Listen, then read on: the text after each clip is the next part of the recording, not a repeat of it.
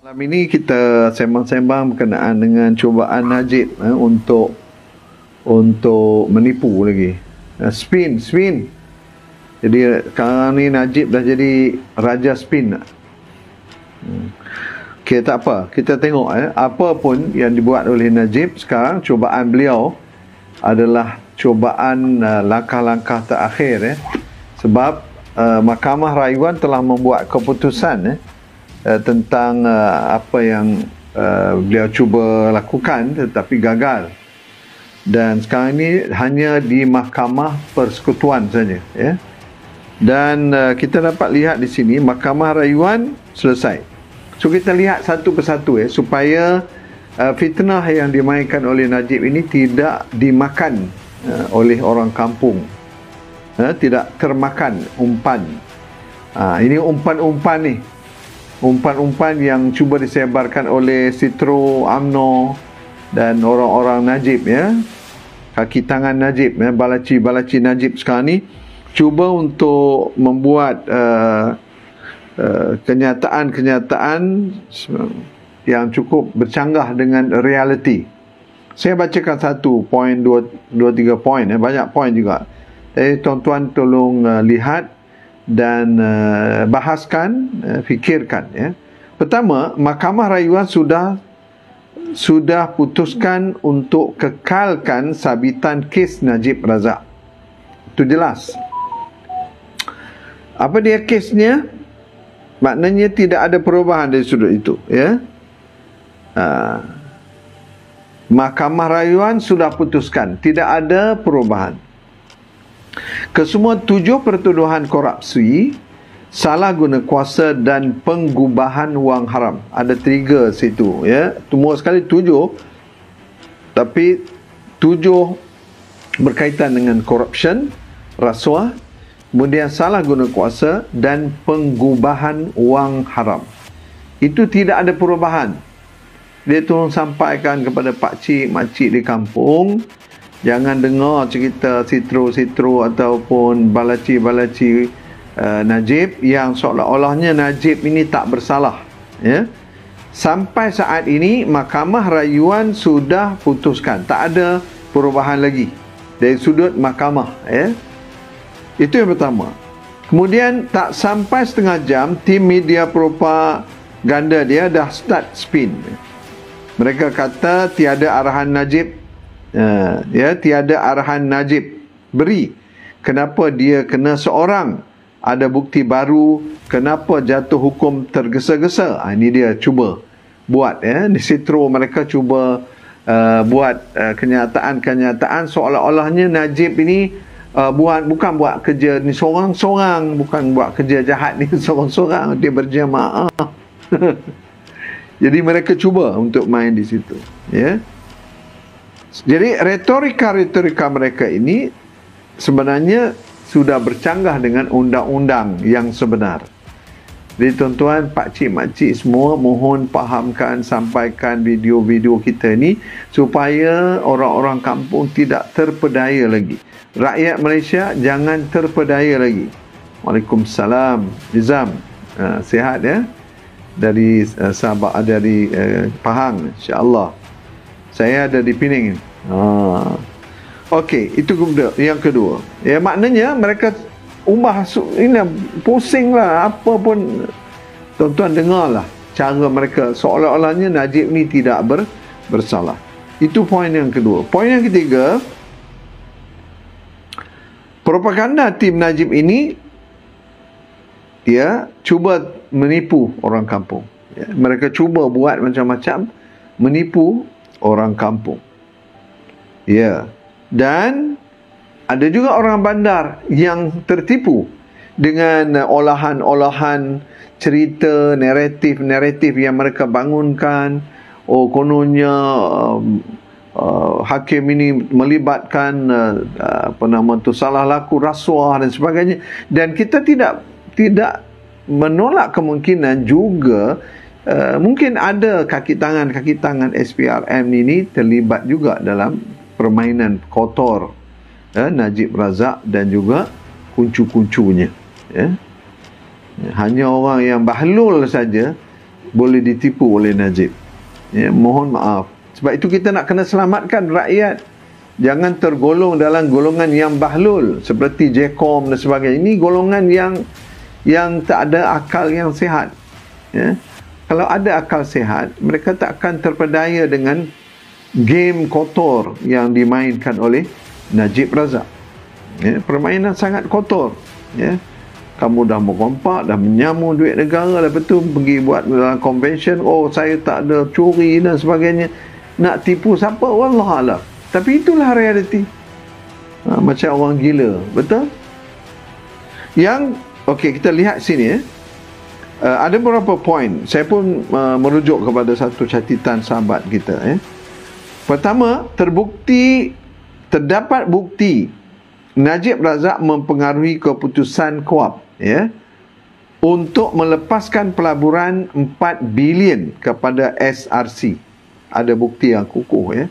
Semua pegawai setuju yang Najib Razak mempunyai pengaruh dalam setiap keputusan melalui arahan dan wakil beliau. Jadi ada arahan direct, ada yang melalui wakil beliau.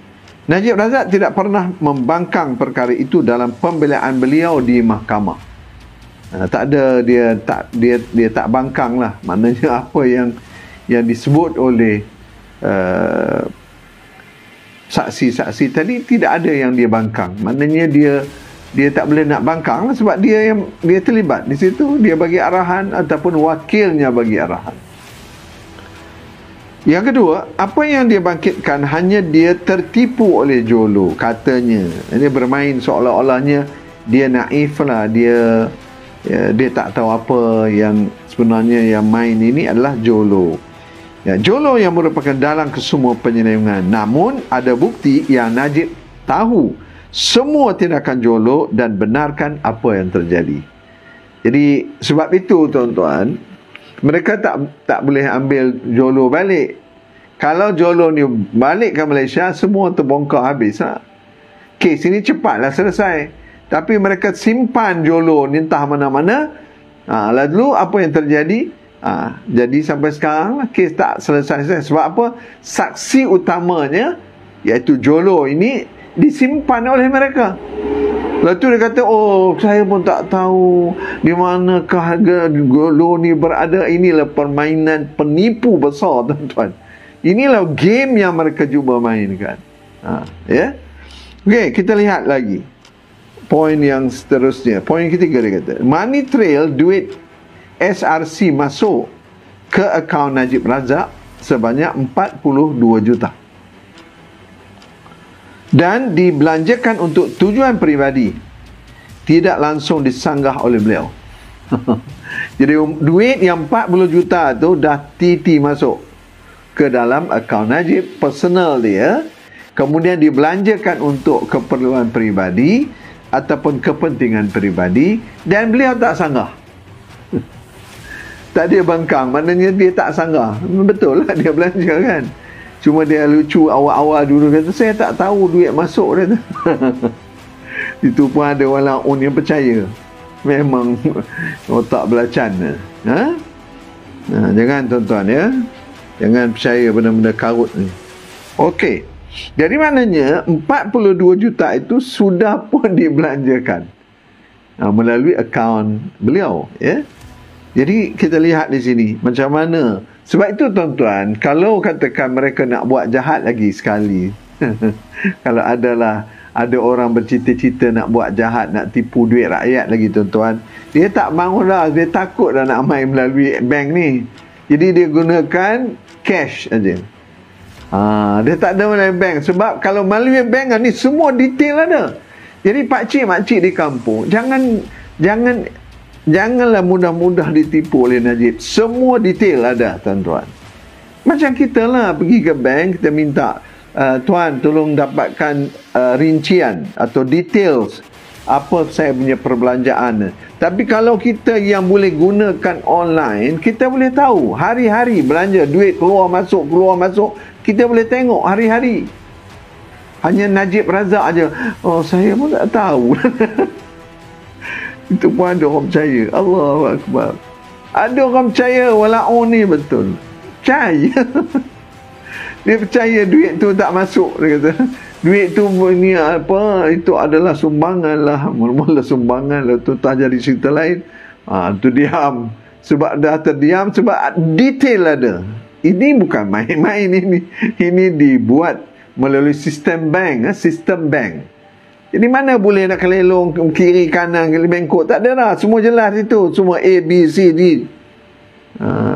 Jadi cara cerita tu seolah macam dia tak tahu. Inilah game.